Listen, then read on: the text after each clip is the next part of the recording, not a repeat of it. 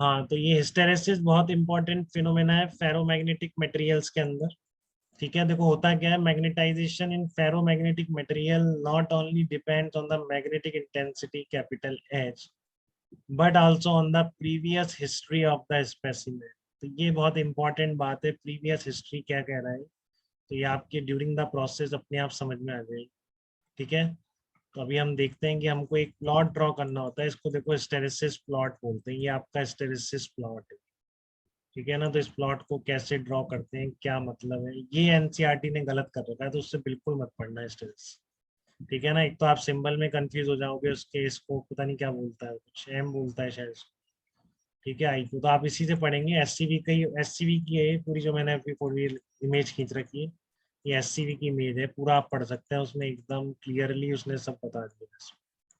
ये आपको कंफ्यूजन हो ही नहीं सकता। देखो इसने ये भी बताया कैसे प्लॉट बनाते हैं। ठीक है, तो suppose A ferromagnetic material is found in the shape of a ring and is placed in it inside A torrid having n turns per unit length. तो आपको पता है कि टॉरॉइड के लिए h की वैल्यू क्या होगी, I इंटू एन, ये आपको आता है। तो आपको समझ में आ रहा होगा क्या कह रहा है, current I can be pass to the toroid to produce the magnetic intensity H।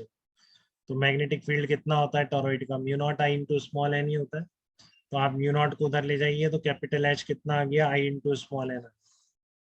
तो note that B naught is the field produced by the toroid current only.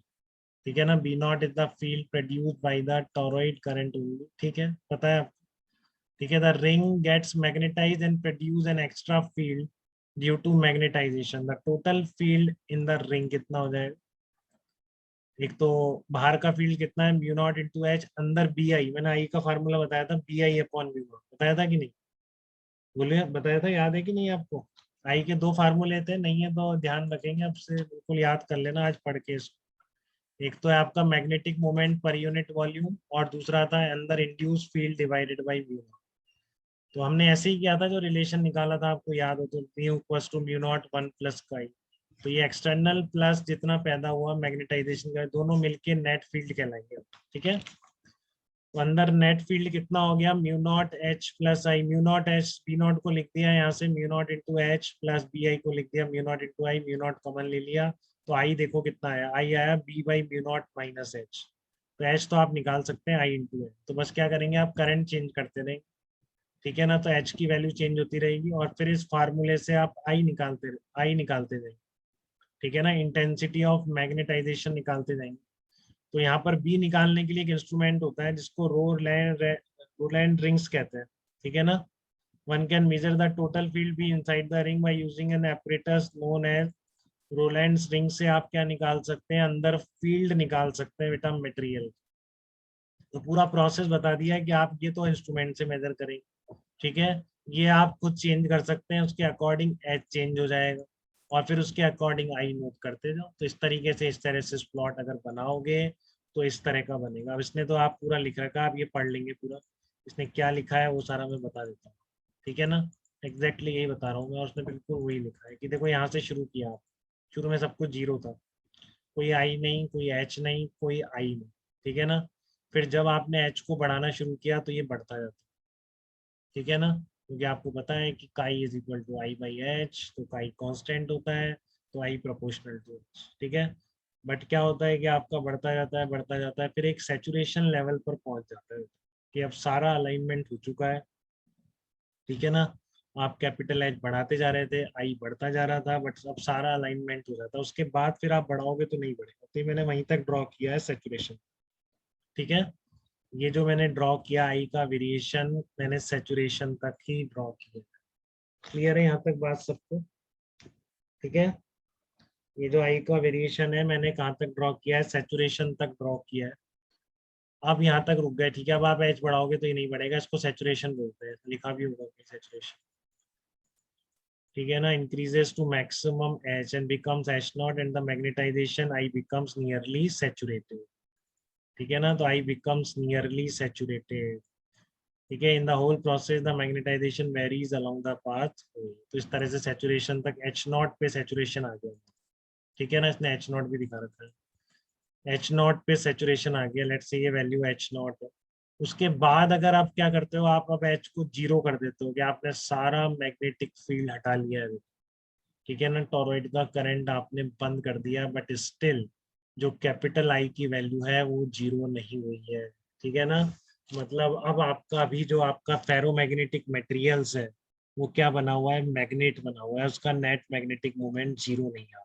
ठीक है ना, अभी वो मैग्नेटिक प्रॉपर्टी शो करेगा, तो एच जीरो करने के बाद भी जितना बचा रह जाएगा ना कैपिटल आई, ठीक है, जितना magnetic moment per unit volume बचा रह जाएगा उसका क्या नाम होता है, उसको हम रिटेंटिविटी कहते हैं। मैं अभी बता रहा हूँ बेटा, 30 में अभी 30 स्टूडेंट है, इसमें से भी 15-20 पढ़ के जाने वाले हैं बोर्ड या मेंस में।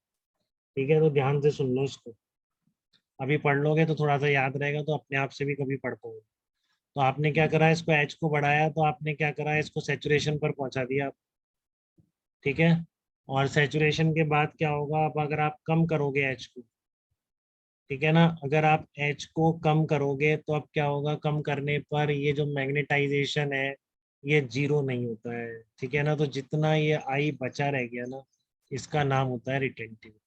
ठीक है, अब आप चाहते हो कि मैं इस आई को खत्म करूं, तो अब आपको एच अपोजिट डायरेक्शन में लगाना पड़ेगा ठीक है ना, एच आपको अपोजिट डायरेक्शन में लगाना पड़ेगा, जिससे एक पर्टिकुलर डायरेक्शन में मान लो एम वेक्टर डेवलप हो रहा है, तो एच अपोजिट लगाने पर अब और उस एच की डायरेक्शन में नए एम वेक्टर बनना शुरू होंगे, जो इन पुराने एम वेक्टर्स को क्या करेंगे, कैंसिल आउट करेंगे, तो फिर वो नेट मैग्नेटिक मोमेंट क्या होगा, जीरो हो जाएगा।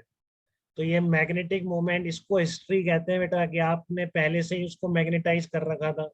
ठीक है ना, तो अब आपने इस पर कैपिटल एच लगाना शुरू किया, तो पहले तो या तो उसका मैग्नेटाइजेशन और बढ़ेगा, ठीक है ना, यहाँ से शुरू होगा आगे से, या फिर वो ऐसे अपोजिट डायरेक्शन में लगाओगे तो वो घटे। ठीक है ना, तो इसको हिस्ट्री कहते हैं। ऑलरेडी अगर वो मैग्नेटाइज हुआ फेरो मैग्नेटिक मटेरियल, ठीक है, तो कुछ भी हो सकता है, उसके अंदर फील्ड बढ़ भी सकता है, उसके अंदर फील्ड घट भी सकता है। ये कहते हैं कि मैग्नेटाइजेशन जो फेरो मैग्नेटिक मटेरियल्स का होता है वो उनकी हिस्ट्री पे डिपेंड करता है। ठीक है ना, कुछ नहीं दे रखा तो आप हमेशा मान लेते हो कि इनिशियली मैग्नेटाइज नहीं था, तो हमेशा ही आप क्या बोलते हो कि अगर बी लगाओगे एक्सटर्नल तो डिफॉल्ट आंसर तो ये रहेगा, जब तक आपको अदरवाइज ना कहा जाए। सुन ले ध्यान से, ठीक है ना, कि अगर ऑलरेडी मैग्नेटाइज नहीं है फेरोमैग्नेटिक, तब तो कोई भी आप उसमें एक्सटर्नल फील्ड लगाओगे तो उसके अंदर का फील्ड पड़ जाए। बट ऑलरेडी मैग्नेटाइज्ड है और आपने अगर एच अपोजिट डायरेक्शन में लगा दिया, तो देखो मैग्नेटाइजेशन कम हो रहा है उसका। ठीक है ना, मैग्नेटाइज क्योंकि आपने एच अपोजिट लगाया, एक तरफ एम वेक्टर ऑलरेडी अलाइन थे उसमें, ठीक है ना, एक तरफ उसके एम वेक्टर ऑलरेडी अलाइन थे, और आपने अब जो लगाया वो अपोजिट डायरेक्शन में लगाया, तो इनके अपोजिट डायरेक्शन में नए एम वेक्टर बनेंगे जो कि इनके इफेक्ट को क्या करेंगे, जीरो करने की कोशिश करेंगे। ठीक है, तो जितना अपोजिट डायरेक्शन में एच रिक्वायर्ड होता है that is called coercive forces. ठीक है ना, तो कोर्सिव फोर्स का मतलब समझ में आ रहा है, फोर्स नहीं है, कैपिटल एच की वैल्यू है जिसको फोर्स नाम दे दिया। ठीक है, कोर्सिव फोर्स का मतलब समझ में आ रहा है आपको फेरोमैग्नेटिक मटेरियल्स में। ठीक है, कि नेगेटिव अपोजिट डायरेक्शन में जितना कैपिटल एच उसके मैग्नेटाइजेशन को खत्म करने के लिए रिक्वायर्ड होगा that is called coercive force. अब एक बार खत्म हो गए तो फिर भी आप और बढ़ाते गए तो अब उसी डायरेक्शन में सेचुरेशन आ जाए, अब फिर आप जीरो करोगे तो फिर कुछ बचा रह जाए, फिर उसको जीरो करने के लिए आपको पॉजिटिव डायरेक्शन में लगाना पड़ेगा, तो इस तरीके से चलता रहेगा। ठीक है ना, तो ये बार बार किस पे चलता रहेगा, अब लगातार ऐसा फॉलो करता रहेगा ये। ठीक है ना, आप इसको बोलते हैं लगातार आप मैग्नेटाइज डीमैग्नेटाइज फिर मैग्नेटाइज फिर डीमैग्नेटाइज। ठीक है, तो ये क्या कहलाता है, हिस्टैरिसीस लूप कहलाता है। बनाने को आए, डिस्क्राइब करने को आए, तो ये 2-4 पॉइंट भी लिख दिए आपने इतने बड़े में से, तो बस सही हो जाएगा। ठीक है ना, बोर्ड में आएगा, बट बोर्ड में यही रखना बेटा, एनसीईआरटी वाला तो नहीं कर सकते, कैसे भी होता चाह के भी नहीं याद कर सकते। ठीक है, तो ऐसे ही लिखना है आपको, कोई गलत नहीं कर सकता, एकदम सही है। रिटेंटिविटी क्लियरली मेंशन करना, कोर्सिव फोर्स क्लियरली मेंशन करना, ठीक है, और सब यही लिखा हुआ है इसके अंदर एग्जैक्टली जो मैंने बोला। ठीक है, अब एक इम्पॉर्टेंट बात सुन लो इसके बारे में, ये बहुत फेमस क्वेश्चन है, पता नहीं कितनी बार तो मेंस में आ चुका है, गिनती भी नहीं है। ये स्टील को तो आप परमानेंट मैग्नेट में यूज करते हो, बट सॉफ्ट आयरन को आप ट्रांसफार्मर, मूविंग कॉइल, गैल्वेनोमीटर इन सब में यूज करते हो। ठीक है ना, सॉफ्ट आयरन को तो आप किस में यूज करते हो, इलेक्ट्रोमैग्नेट में यूज करते हो, बट ट्रांसफार्मर, मतलब सॉफ्ट आयरन को इलेक्ट्रोमैग्नेट, ट्रांसफार्मर, मूविंग, ये अभी आप आगे पढ़ोगे ट्रांसफार्मर, तब पता पड़ेगा आपको नेक्स्ट चैप्टर में। मूविंग कॉइल, गैल्वेनोमीटर मुझे ध्यान नहीं आ रहा कि मैंने आपको क्यों नहीं पढ़ाया या पढ़ा दिया। एम क्रॉस बी तो यूज होता है उसमें, मूविंग कॉइल गैल्वेनोमीटर, या मैं नेक्स्ट चैप्टर में पढ़ाता हूँ, ऐसा हो सकता है। ठीक है, तो आपको इसमें क्या होगा, इसमें भी सॉफ्ट आयरन यूज होता है, अगले चैप्टर में आएगा ये।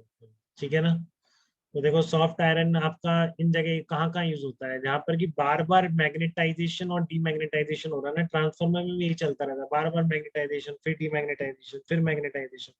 तो जहाँ पर भी ऐसी प्रोसेस है ना रेगुलर मैग्नेटाइज और डीमैग्नेटाइज करने की, वहां पर वो फेरोमैग्नेटिक यूज करते हैं बेटा जिसका ये एरिया कम होता है। ठीक है ना, क्योंकि एक्सपेरिमेंटली लोगों ने क्या देखा है कि area of hysteresis loop is small, जितना छोटा होगा ये इसका एरिया उतना ज्यादा लॉसेस कम होते हैं ड्यूरिंग मैग्नेटाइजेशन एंड डीमैग्नेटाइजेशन, क्योंकि एम क्रॉस बी को एम को रोटेट करने में वर्क तो करना ही पड़ेगा ना। पता है ना आप कैसे निकालते हैं वर्क भी, डेल्टा यू से नहीं निकालेंगे माइनस एम डॉट से। तो एम वेक्टर्स को घुमाना है आपको तो आपको वर्क तो करना ही पड़ेगा बार बार डीमैग्नेटाइज और मैग्नेटाइज करने। ठीक है, तो उसमें एनर्जी तो वेस्ट होगी होगी, तो जितनी ज्यादा एनर्जी वेस्ट होगी उतना बेकार काम हो जाए। ठीक है, तो बार बार मैग तो इसका जो एनर्जी वेस्ट होना मैग्नेटाइजेशन और डीमैग्नेटाइजेशन में डिपेंड करता है एरिया कितना ज्यादा।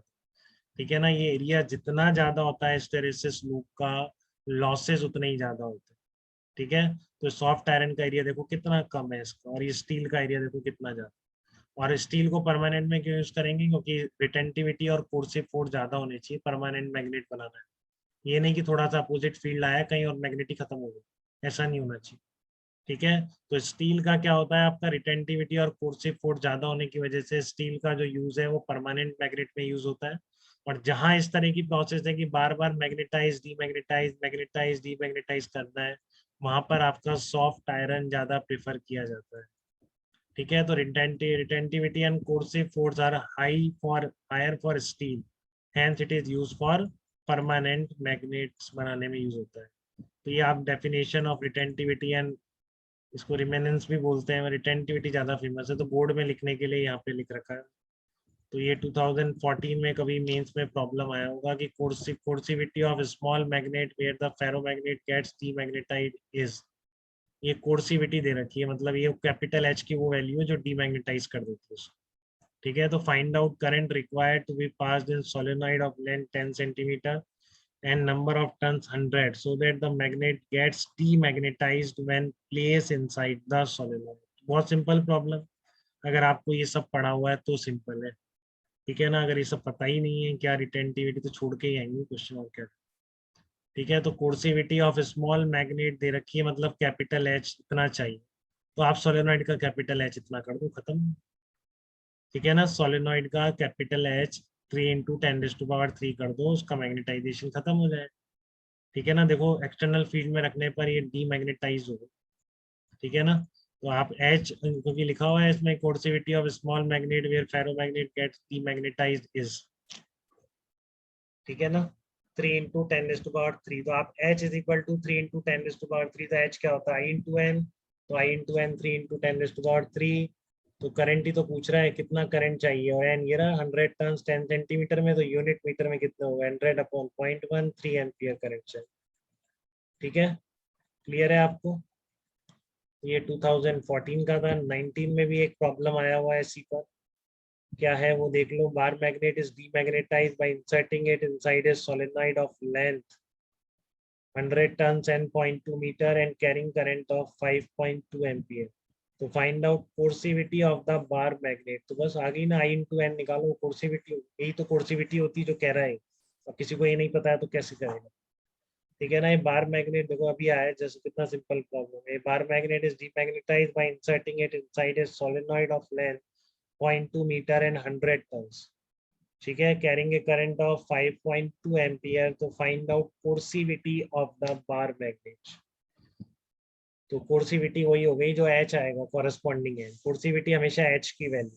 तो आई ये रहा नंबर ऑफ टर्न्स कर दो 5.2 × 100/0.2 2600 एम्पियर पर मीटर। ठीक है, तो ये काफी सिंपल प्रॉब्लम है। एक लास्ट प्रॉब्लम और देखेंगे।